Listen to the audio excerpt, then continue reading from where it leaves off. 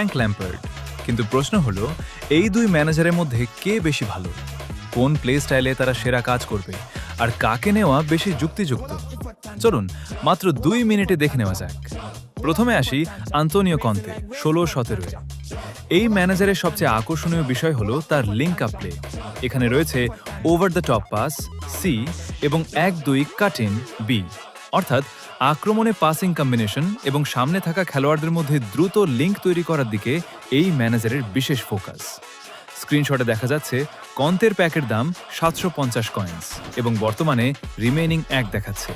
এছাড়া অফারটি শেষ হতে প্রায় 81 দিন সময় রয়েছে।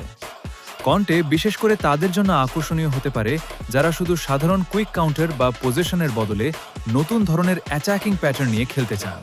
তবে লিঙ্ক আপ প্লে নতুন হওয়ায় এটি পুরোপুরি কাজে লাগাতে হলে ফরমেশন এবং প্লেয়ার মুভমেন্ট বুঝে খেলতে হবে। আসি ফ্র্যাঙ্ক ল্যাম্পার্ডে। এখানে সবচেয়ে বড় চমক হলো তার লং বল প্রফিসিয়েন্সি 89।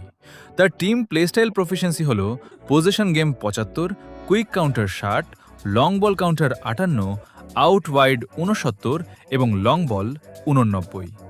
অর্থাৎ ল্যাম্পার্ডের সবচেয়ে বড় শক্তি হলো লং বল গেম প্লে।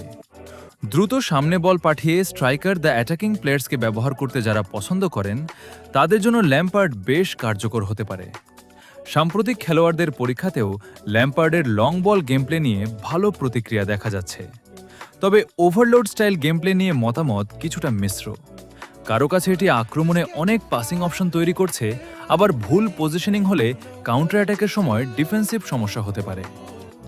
তাহলে আমার মতে আপনি যদি নতুন লিঙ্ক আপ অ্যাটাকিং স্টাইল এবং ক্রিয়েটিভ গেম প্লে পছন্দ করেন তাহলে অ্যান্টোনিও কোন্তে আপনার জন্য ইন্টারেস্টিং চয়েস।